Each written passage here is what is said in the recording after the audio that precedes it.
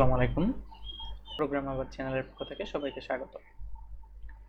আমরা আজকে টিউটোরিয়াল দেখব কিভাবে আমরা ভিজুয়াল স্টুডিও কোডে আমাদের ফার্স্ট এইচটিএমএল ফাইলটি ক্রিয়েট করতে পারি এবং এইচটিএমএল এর স্ট্রাকচার।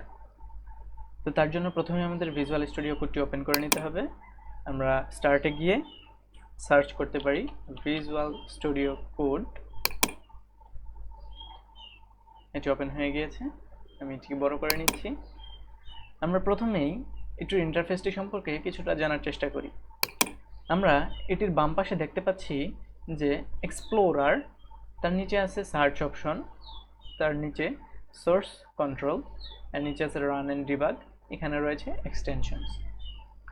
আমরা এক্সপ্লোরারে ক্লিক করলাম। এখানে আমরা কিছু অপশন দেখতে পাচ্ছি যে open folder, you have not yet opened a folder. আমাদের জন্য গুড প্র্যাকটিস হচ্ছে আমরা যে কোনো এইচটিএমএল বা যে কোনো প্রোগ্রামিংয়ের জন্য একটা স্ট্রাকচারাল ফোল্ডার তৈরি করে নিব। তাতে সুবিধা হবে যে একই ফোল্ডারের ভিতরে আমরা যে এইচটিএমএল ফাইল, সিএসএস ফাইল বা জাভাস্ক্রিপ্ট ফাইল, যে ফাইলগুলো নিয়ে কাজ করব সেটি সজ্জিত থাকবে। তবে আমরা চাইলে আমাদের সিঙ্গেল ফাইলগুলো নিয়েও কাজ করতে পারি।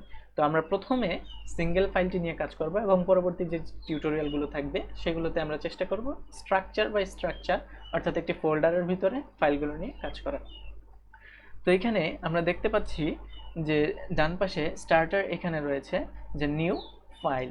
আমরা এখন নিউ ফাইলে যদি ক্লিক করি, আমাদেরকে এখানে একটি ফাইল এর নাম এবং টাইপ সিলেক্ট করতে বলবে। আমরা এখানে একটি নাম দিয়ে দিচ্ছি। আমাদের জন্য কনভেনশন হচ্ছে index.html, তবে আপনার যে নামটি ইচ্ছা আপনি দিতে পারেন। তবে সবচেয়ে গুরুত্বপূর্ণ বিষয় হচ্ছে যে নামটি দেওয়া হবে তারপরে থাকবে একটি ডট এবং ডটের পরে থাকবে HTML। এই HTML এর মানে হচ্ছে আমি যে ফাইলটি নিয়ে কাজ করব সেই ফাইলটির ফরম্যাট হচ্ছে HTML। আমরা যেহেতু HTML এ কোড করব সেহেতু HTML এক্সটেনশনটি খুবই গুরুত্বপূর্ণ, তাছাড়া আমাদের কোডগুলো কাজ করাতে পারবো না। তো আমরা এখানে আমাদের নামটি দিয়ে দিচ্ছি ফাইলের, তারপরে ডট, তারপরে HTML, তারপরে আমরা কিবোর্ডের এন্টার চাপবো। এখানে আমাদেরকে এই ফাইলটি কোথায় সেভ করব সেটি জিজ্ঞেস করতেছে। তো আমরা যাচ্ছি দিস পিসি। আমাদের এই যে একটি পার্টিকুলার ফোল্ডারের ভিতরে সেভ করতে পারি, অথবা আমরা চাইলে যে কোনো একটি ড্রাইভের সেভ করতে পারি। তো আমি অল প্রজেক্টসে এখানে সেভ করতেছি।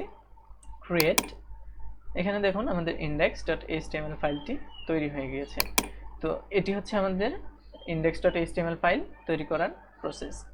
তো এবার আমরা দেখব যে HTML ফাইলগুলো কিভাবে লিখতে হয় এবং HTML ফাইলগুলোর স্ট্রাকচার। আমাদের HTML এ কোড লেখার জন্য প্রথমেই লিখতে হয় একটি লেফট অ্যাঙ্গেল ব্র্যাকেট, এটিকে বলা হয় লেফট অ্যাঙ্গেল ব্র্যাকেট, এবং তার ভিতরে থাকবে HTML, তারপরে রাইট অ্যাঙ্গেল ব্র্যাকেট। এখানে দেখুন আমরা দেখতে পাচ্ছি যে HTML লেখার পর অটোমেটিকভাবে একটি HTML এর ক্লোজিং ট্যাগ চলে আসছে। আমাদের HTML এ একটি স্টার্টিং ট্যাগ এবং একটি ক্লোজিং ট্যাগের প্রয়োজন হয়। আমাদের HTML শুরু হয় HTML ট্যাগ দিয়ে এবং শেষ হয় /HTML ট্যাগ দিয়ে। তো আমরা যাবতীয় কোড লিখব HTML ট্যাগ এর মাঝখানে। তো আমরা দেখতে পেলাম যে কিভাবে একটি HTML ট্যাগ শুরু করতে হয়, একটি HTML ট্যাগ শেষ করতে হয়।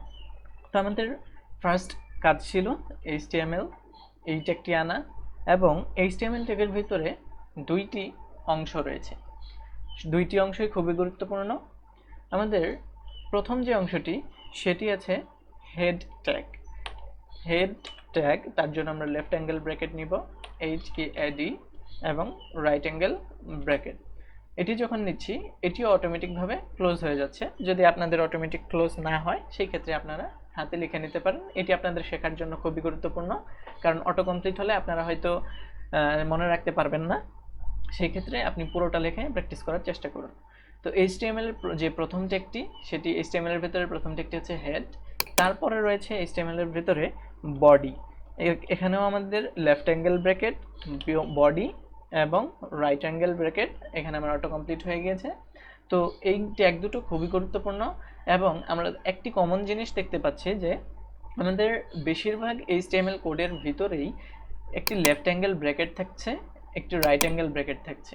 তবে সেই কোডটি আমি যে স্টার্টিং পয়েন্টটা শুরু করলাম সেটির অবশ্যই একটি এন্ডিং পয়েন্ট থাকতে হবে।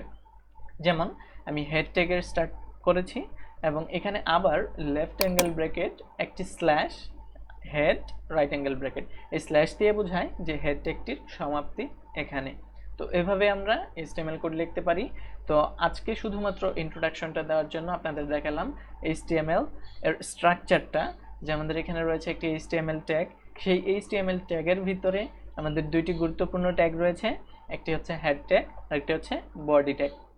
আমাদের ওয়েবসাইটের যাবতীয় কন্টেন্ট যা আমাদের সামনে দৃশ্যমান, সেই সকল কন্টেন্টই আমাদের বডি ট্যাগের ভিতরে লেখা হয়। আমরা পরবর্তী টিউটোরিয়ালগুলোতে দেখব কিভাবে আমরা আমাদের ওয়েবসাইটগুলোতে যে ট্যাগগুলো ব্যবহার করা হয় সেটি সুন্দরভাবে ইউজ করতে হয়, সেটি আমরা শিখব।